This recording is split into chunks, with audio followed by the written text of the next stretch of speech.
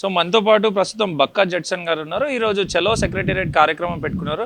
ఎవరైతే out sourcing employees ఉన్నారో వాళ్ళ తొలగింపుల మీద అండ్ విద్యార్థుల ఫీజు రియంబర్స్మెంట్ మీద అండ్ పిఏలు డిఏలు కూడా ఇంకా రిలీజ్ అవ్వట్లేదు అని చెప్పేసి ఒక నినాదాన్ని తీసుకొని ఈరోజు చలో సెక్రటేరియట్ కార్యక్రమం పెట్టుకుంటే పోలీసులను పెట్టి ఎక్కడిదక్కడ నిర్బంధించేస్తున్నారు, హౌస్ అరెస్ట్ చేసే ప్రయత్నం కూడా చేస్తున్నారు గవర్నమెంట్ వాళ్ళు. సో మాట్లాడించే ప్రయత్నం చేద్దాం బక్కా జడ్సన్ గారితో. సార్ నమస్తే. నమస్తే బ్రదర్. ఎప్పుడైనా ఎక్కడైనా ప్రజా సమస్యల మీద కానీ నిరుద్యోగుల సమస్యల మీద కానీ మీ గొంతు ఖచ్చితంగా వినిపిస్తారు. ఎంతకాలం ఈ పోరాటం, ఇంకెంతకాలం ఈ గవర్నమెంట్ అణచివేతకు గురి చేస్తుంది మిమ్మల్ని? బ్రదర్, నేచర్ గొప్పతనము. నేచర్ ఎవరినో ఒకరిని వాడుకుంటుంది. నేచరు దాని ధర్మం. అది ఎవరిని తయారు చేసుకున్నప్పుడు అందరూ అనుకుంటారు, ఎవరు మాట్లాడుతూ ఉంటారు, కానీ ఎవరో ఒకరిని తయారు చేసుకుంటారు. అందులో నేచర్కి ఒక సాధనంగా నన్ను ముందు పెట్టుకున్నా నేను అనుకుంటున్నా. కానీ ఈరోజు నేను దీనికోసము నా కోసం ఏదో లబ్ధి, ఈరోజు నిత్యం ఇవన్నిటి కూడా ఏవి ఇప్పుడు 207 ఉద్యోగ సంఘాలు ఉన్నాయి. మన నీట్ పేపర్ 22 మంది చనిపోయినరని లీక్ అయితే ఈరోజు కొన్ని వందల మంది అక్కడ వేల మంది లక్షల మంది పాల్గొని మంత్రిని దిగిపోయేదాకా చేశారు. మరి ఇక్కడ 100 మంది రిటైర్డ్ ఉద్యోగులు చచ్చిపోయారు. దాదాపు ఒక 40-50 మంది అవుట్ సోర్సింగ్ ఎంప్లాయీస్ చచ్చిపోయారు. మన ఫీజు రియంబర్స్మెంట్ మాకు యూత్ ఎంతోమంది విద్యార్థులు రోడ్లపైన పడ్డారు. అర్థమైందా? మరి దాని గురించి ఎవరు మాట్లాడాలి? ఎంత పెద్ద ఉద్యమం జరగాలి ఇక్కడ? 100 మంది ఎంత పెద్ద ఉద్యమం, 20 మందికి అంత పెద్ద ఉద్యమం జరిగితే అది గొప్ప ఉద్యమం. కానీ తెలంగాణ ఉద్యమము దానికి మించిన ఉద్యమం. 12 మంది చచ్చిపోయారు. 12 మంది చంపుకొని తెచ్చుకున్న తెలంగాణలో ఈరోజు 100 మంది రిటైర్డ్ ఉద్యోగాలు చచ్చిపోతే ఎందుకు మాట్లాడతలేరు? కాబట్టి ఈరోజు మనది ఏంటంటే మనం ఏమడుగుతున్నామంటే ఈరోజు వాళ్ళ యొక్క డిమాండ్స్, వాళ్ళ బకాయిలు వాళ్ళకి ఇవ్వాలని మనం విజ్ఞప్తి. దాదాపు 19,000 పోస్టులు కావాలి అని చెప్పేసి నిరసనలు వ్యక్తం చేస్తుంటే 7,000 పోస్టులతో సరిపెట్టినారు. దీని ఎట్లా చూడొచ్చు అసలు? దీన్ని ఈరోజు అంటే పడతా ఉంటే రాస్తూ ఉండాలి. అది నిరంతరం జరుగుతున్నటువంటి ప్రక్రియ. యాక్చువల్గా పోలీస్ నౌకర్లు రిటైర్ అయిన వాళ్ళే 10,000 మంది ఉన్నారు. ఆల్రెడీ ఖాళీలు 20,000 ఉన్నాయి, 30,000. దాదాపు 10,000 మంది టీచర్లు రిటైర్డ్ అయినారు. 10,000 మంది టీచర్లు రిటైర్డ్ అయిన దాంట్లో ఈరోజు దాదాపుగా ఖాళీలు 20,000 టీచర్లు ఉన్నాయి. వీళ్ళు మేనిఫెస్టోలో మెగా డిఎస్సి 11,000 ఇస్తానన్నారు. ఈరోజు 20-30,000 మంది టీచర్లు లేకుండా ఈరోజు నడుస్తూ ఉన్నాయి. టోటల్ తెలంగాణ ఖాళీలు ఉన్నాయి 2,67,000.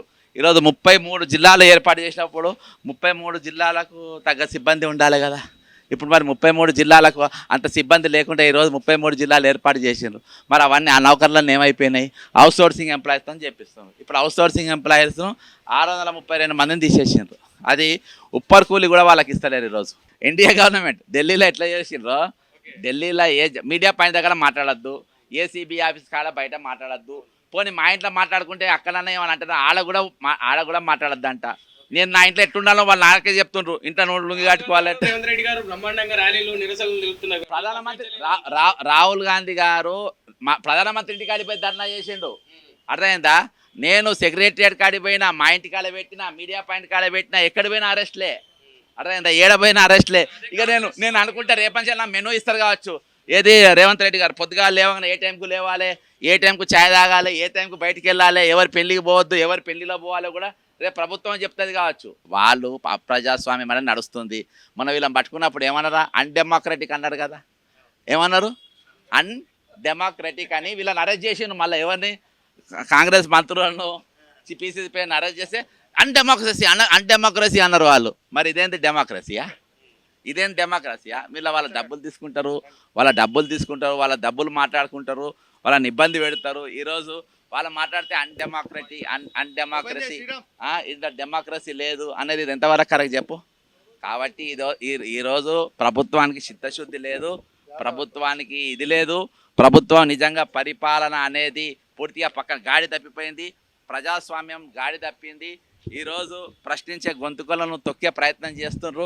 ఈరోజు ఇస్తామనే గుంజుకుంటుంటే ఇవి గుంజుకోవడం తప్పు, గుంజుకోవడం అనేది అప్రజాస్వామ్యం అని చెప్పి మేము అన్నా కానీ ఈరోజు వాటిని కూడా మీరు సవాల్ చేసే పరిస్థితి వచ్చింది. కాబట్టి ఇక్కడ తెలంగాణలో ఉన్నది తెలంగాణ పోలీస్ కాదు, తెలంగాణ నడుస్తున్నది ఈరోజు ఢిల్లీ పోలీస్ వ్యవహారం లెక్క నడుస్తూ ఉంది.